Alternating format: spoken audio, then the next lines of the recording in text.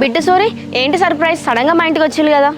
జానకి నీతో కొంచెం మాట్లాడేది ఉన్నది, అందుకోసం వచ్చినాం. అవునా సూరి, సరే లోపల రండి, కూర్చొని మాట్లాడుకుందాం కదా. లేదు జానకి, ఇక్కడనే మాట్లాడుకుందాం. ఒకసారి మరికాడికి వెళ్దాం, వస్తావా? ఇప్పుడు మరి కడుక ఇంత ఎండలో ఏమైంది బిట్టు?